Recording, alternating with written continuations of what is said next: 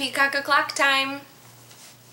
I am a match for my friend who is in need of a kidney. And I decided, along with her permission, to video my journey about the whole process if you're wanting to be a living kidney donor. Living kidney donor. And my experiences and my thoughts, and we've known about this, well, the start of it, since like October 2018. And some people know about this and some don't. This is kind of our introduction to, hey, my friend Laura is getting a kidney and I am the match.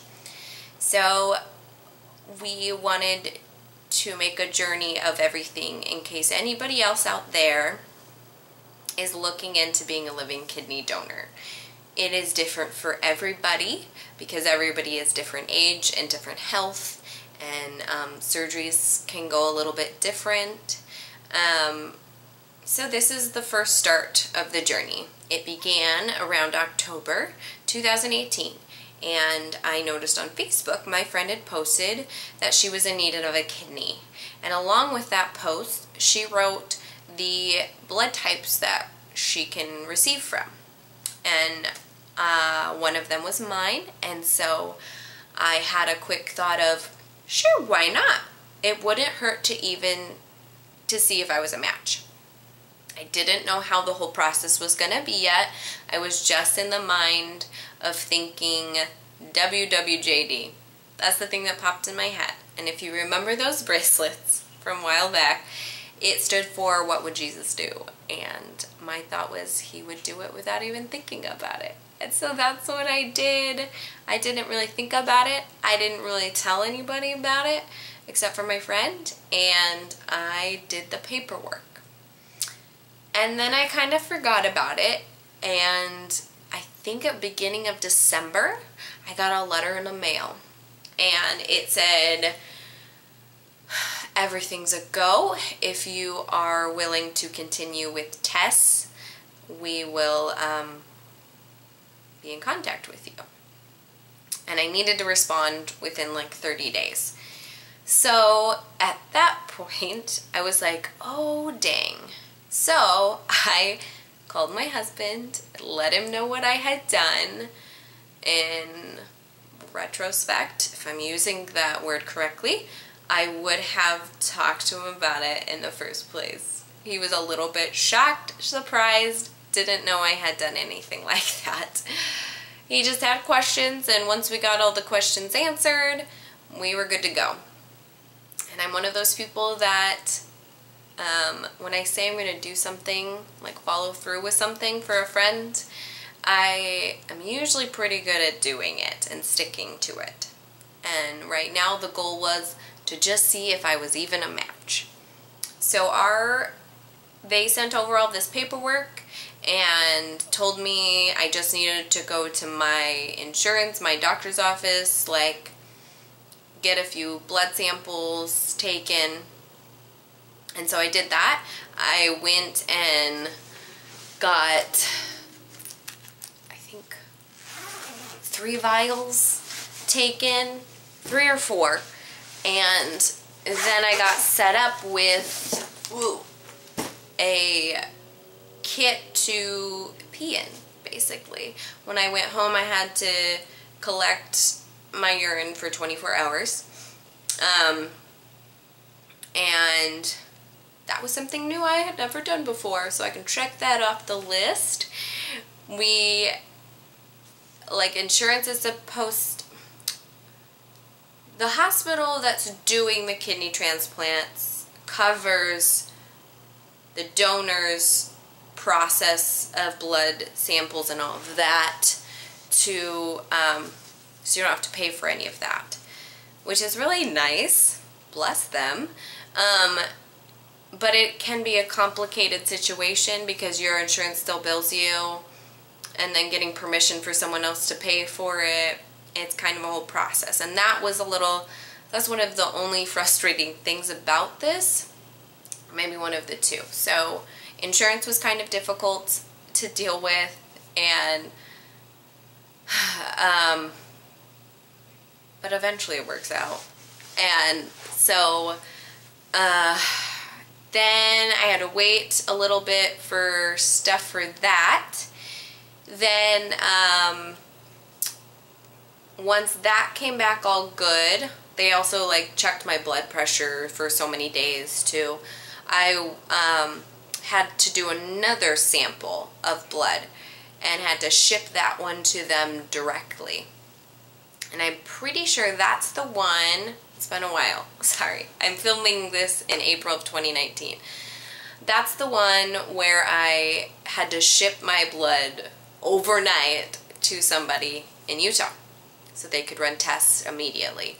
And that one is the test that tells you if you are a match, which that stuff is kind of confusing and I don't understand it.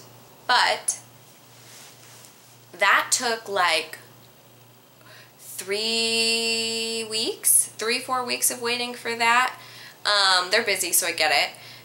And sometimes my friend would get information that I hadn't gotten yet, and we would talk back and forth about stuff because I was able to tell her what I was doing on my end of things, and she could tell me what phone calls she was getting, so it's kind of nice. I will say waiting is very hard. I hate waiting for the unknown, which this is a big unknown. So I remember hearing somebody, one person was a match, and then she wasn't going to happen, and then I still didn't know yet, and then I found out I was a match, and then they found someone else who's a match. So then it was still, okay, well now we're going to compare and see who's the better match. And so I felt kind of like I was pulled back and forth. But around that time, I was sitting in church, and out of nowhere, I felt it's going to be you, and it's going to be okay. Just simple thing that just kind of popped into my head in a sense, that I believe is this Holy Ghost that was just kind of helping me out with the unknown that I didn't know yet.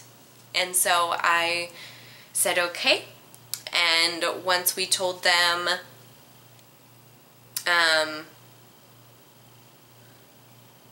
then we got back the thing that said, yep, you are the match, you're the better match. And so I said, okay, well I kind of already knew it, I kind of already knew it was coming.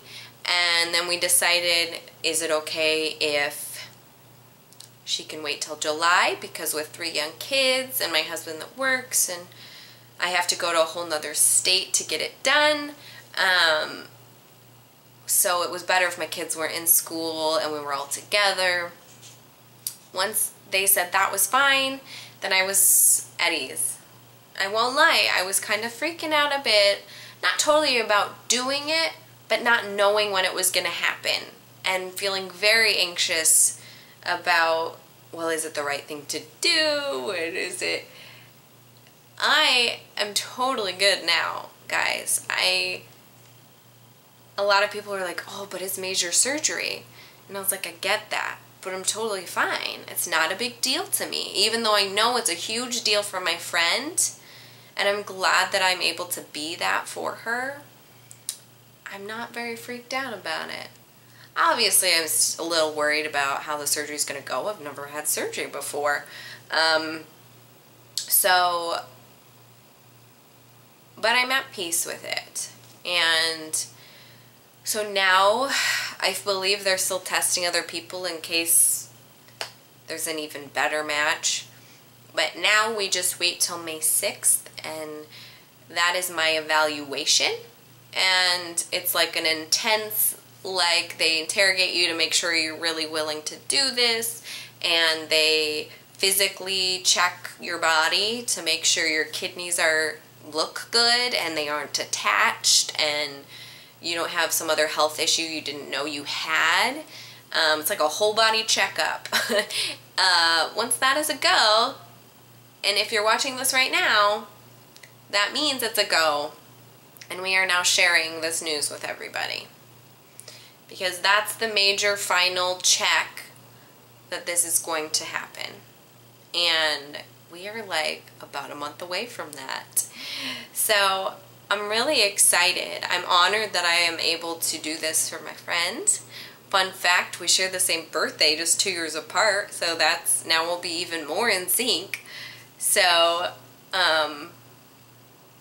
this is part 1 of part 3 or 4, I haven't decided yet, of living donor for kidneys. And I'm glad you're on this journey with me, and I hope it's helpful and that it's totally okay to not be okay with the decision, even though it's a good decision. It's going to be a process, and I am blessed to be able to do this for her, and that things have worked out so far. So I'll see you for the next video when we get more information.